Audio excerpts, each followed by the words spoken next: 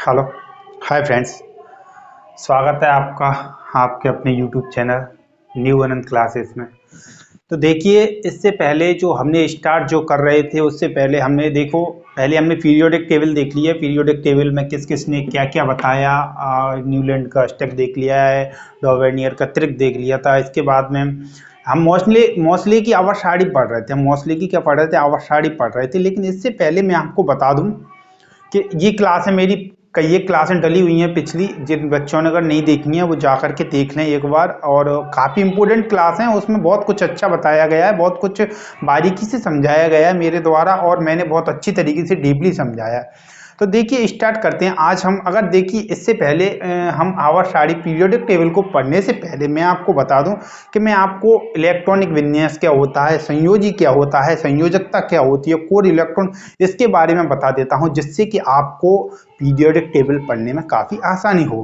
क्योंकि देखिए, मैं वहाँ पर बोलूँगा आपको इलेक्ट्रॉन कॉन्फ़िगरेशन और संयोजी इलेक्ट्रॉन, संयोजकता, कोर इलेक्ट्रॉन, तो आप समझोगे नहीं कि क्या है सर, ये तो आपने बताया नहीं है। तो दोस्तों, इस चीज़ को समझने के लिए मैं आपको सबसे पहले स्टार्ट करते हैं हम कि इलेक्ट्रॉन विन्यास क्या होता है, संयोजकता क्या होती है, संयोजी इलेक्ट्रॉन क्या होते हैं। तो देखिए, स्टार्ट करते हैं आज हम इलेक्ट्रॉन विन्यास। किसको? इलेक्ट्रॉनिक विन्यास, इलेक्ट्रॉनिक इलेक्ट्रॉनिक इलेक्ट्रॉनिक विन्यास को देखते हैं। इलेक्ट्रॉनिक विन्यास क्या है? विन्यास, इसको इलेक्ट्रॉन कॉन्फ़िगरेशन बोला जाता है। क्या? इलेक्ट्रॉन कॉन्फ़िगरेशन, इलेक्ट्रॉनिक कॉन्फ़िगरेशन,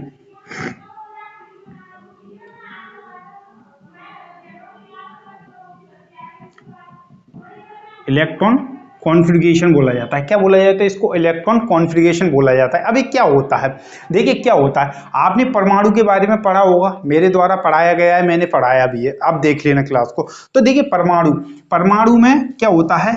परमाणु में कक्षाएं होती हैं। क्या होता है दोस्तों? परमाणु में कक्षाएं होती है। न्यूक्लियस होता है, प्रोटॉन होता है, न्यूट्रॉन होता है, प्रोटॉन होता है। इसमें कक्षाएं होती है। क्या होती हैं दोस्तों? कक्षाएं होती हैं। इसमें इलेक्ट्रॉन पाया जाता है। क्या पाया जाता है? इलेक्ट्रॉन पाया जाता है। तो इन इलेक्ट्रॉनों को भरने की विधि, यानी कि इन इलेक्ट्रॉनों को किस हिसाब से भरना है, कौन सी कक्षा में कितने इलेक्ट्रॉन आएंगे, कौन सी कक्षा में कहां पर इलेक्ट्रॉन कितने भरने, तो इस नियम को क्या बोला जाता है? इलेक्ट्रॉनिक विन्यास बोला जाता है। यानी कि इलेक्ट्रॉनों के भरने की स्थिति को क्या बोला जाता है? इलेक्ट्रॉनिक विन्यास बोला जाता है।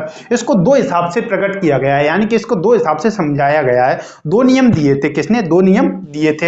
एक तो ऑफ-बाउ का नियम था, एक बोरबरी का सिद्धांत था। एक तो ऑफ-बाउ का नियम था, एक किसका था? बोरबरी का सिद्धांत था। तो देखिए, ऑफ-बाउ के नियम था पहले पहले देखते हैं हम बोरबरी के सिद्धांत को देखते हैं। किसको? बोरबरी के सिद्धांत को देखते हैं। मैं इसको शार्प करके थोड़ा साइड में बना देता हूं, जिससे कि ज्यादा बड़ा ना दिखे।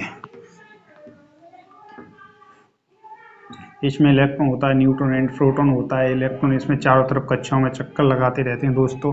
तो इस प्रकार से इसमें नेगेटिव चार्ज होता है। किस पे? इलेक्ट्रॉन पे जो चार्ज होता है। देखिए, मैंने आपके फॉर्मेलिटी के लिए बना दिया है। न्यूट्रॉन पे प्रोटॉन, न्यूट्रल होता है, प्रोटॉन पे पॉजिटिव चार्ज होता है। तो देखिए, अब आप देखते हैं बोरबरी का सिद्धांत। किसका? बोरबरी का सिद्धांत, बोरबरी का सिद्धांत, बोरबरी सिद्धांत, सिद्धांत। देखिए, बोरबरी का जो सिद्धांत था, इसने कब दिया था? बोरबरी का जो सिद्धांत था वो 1921 में दिया था। कब दिया था दोस्तों? 1921 में दिया था। इन्होंने बोरबरी के सिद्धांत में क्या कहा था? यानी कि इलेक्ट्रॉन की जो भरने की स्थिति होती है 2n² होती है। क्या होती है इसके? इन्होंने एक फॉर्मूला दिया था, 2n² दिया था। क्या दिया था? इन्होंने एक फॉर्मूला दिया था, इसको कहा जाता है 2n² दिया था। इसमें देखिए कैसे भरा जाता है। पहली कक्षा में 2, 8, 8, 18, 2, 8, 18, 32, इस प्रकार से इसको भरा जाता है। यानी कि पहली कक्षा में इसमें ये n बराबर क्या होता है? n बराबर कक्षाओं की संख्या। क्या? कक्षाओं की संख्या, कक्षाओं की संख्या होती है। देखिए, आज इसको मैं एक एग्जांपल के हिसाब से आपको समझा देता हूं। सबसे पहले हम एग्जांपल ले लेते हैं। क्या लेते हैं? Silicon, magnesium, carbon, sorry calcium ले लेते हैं। देखिए हम लेते हैं कैल्शियम, कैल्शियम को ले लेते हैं। देखिए कैल्शियम का जो परमाणु क्रमांक जो होता है वो 20 होता है, परमाणु भार जो होता है वो 40 होता है। कितना होता है? परमाणु क्रमांक जो होता है 20 होता है, परमाणु भार जो होता है 40 होता है। परमाणु क्रमांक क्या होता है? इलेक्ट्रॉनों की संख्या, और परमाणु भार जो होता है इलेक्ट्रॉन और प्रोटॉनों की मिलकर के जो संख्या होती है उसको परमाणु भार बोला जाता है। तो इसको अब देखिए हम इस हिसाब से बोरबरी के सिद्धांत के हिसाब से भरते हैं। तो बोरबरी के जो सिद्धांत के हिसाब से अगर हम इसको भरेंगे, बोरबरी की जो सिद्धांत के हिसाब से अगर इसको हम भरेंगे तो पहली कक्षा में 2 आएंगे, ठीक है, दूसरी कक्षा में 8 आएंगे, तीसरी कक्षा में कितने हो रहे हैं दोस्तों? 2 8 यानी कि 10 हो गए।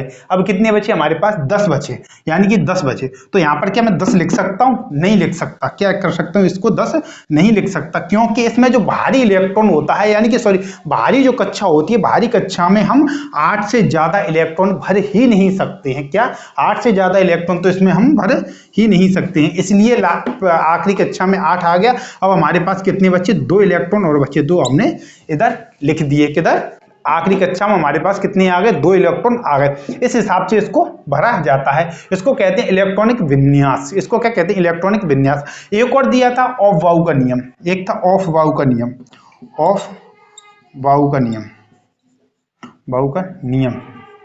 देखिए ऑफ बाउ का जो नियम था, ऑफ बाउ के नियम को देखो मैं आपको एक बार डीपली पढ़ा दूंगा।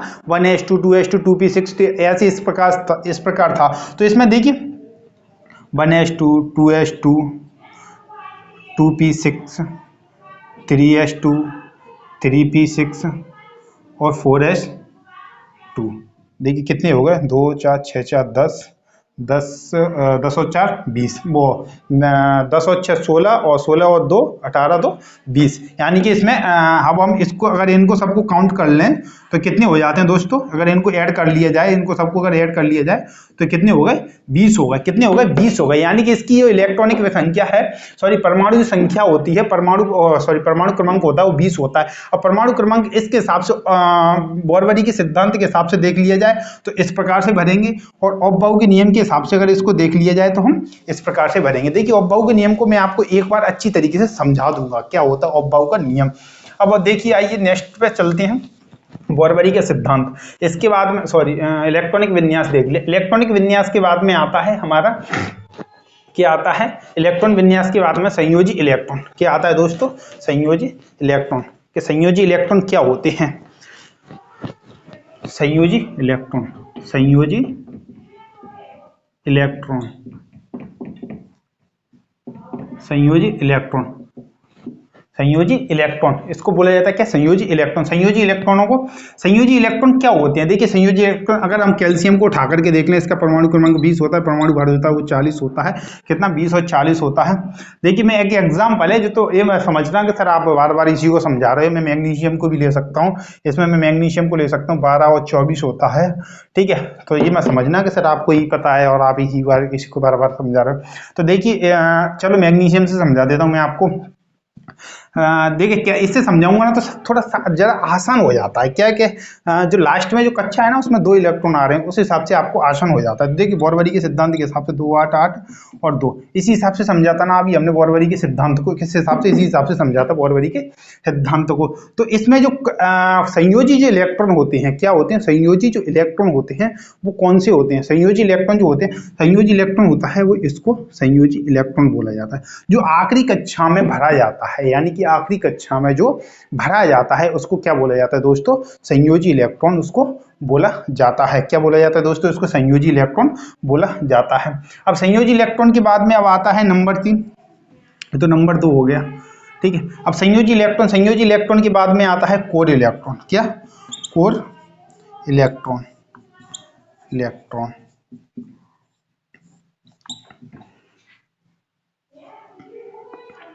कोर इलेक्ट्रॉन,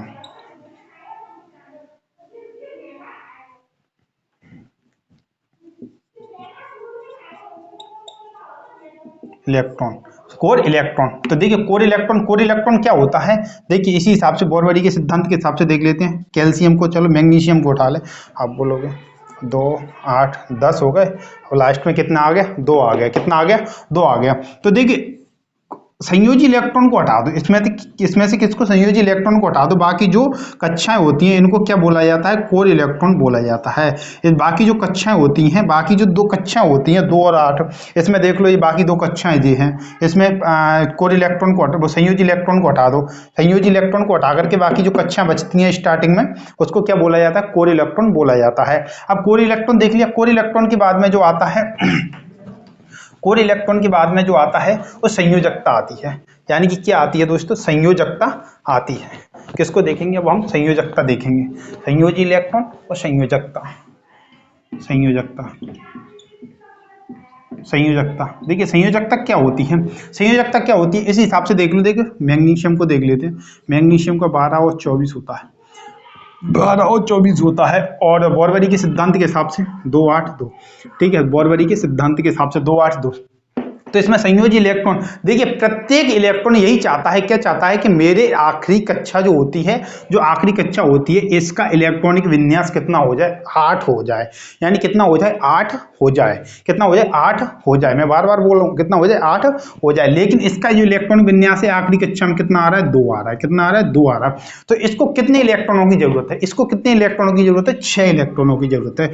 अब जो संयोजकता यानी कि साझा करते हैं, क्या संयोजकता यानी कि जो साझा करते हैं ना, उसको संयोजकता बोला जाता है। जो साझा करते हैं उसको संयोजकता बोला जाता है। तो देखिए अब सामने वाले कोई सामने वाला एक और अपने पास इलेक्ट्रॉन है, ठीक है, अपने पास सामने वाला कोई एक इलेक्ट्रॉन है, यानी कि कोई एक तत्व है अपने पास, माना कि एक्स तत्व है हमारे पास में, ठीक है, एक्स तत्व, उसके पास आखिरी कक्षा में 6 इलेक्ट्रॉन है। कितनी आखिरी कक्षा में 6 इलेक्ट्रॉन है, और इसकी आखिरी कक्षा में कितने, 2 इलेक्ट्रॉन है। तो बताइए इसकी शक्ति ज्यादा या इसकी शक्ति ज्यादा, तो इसकी शक्ति कितनी होती है,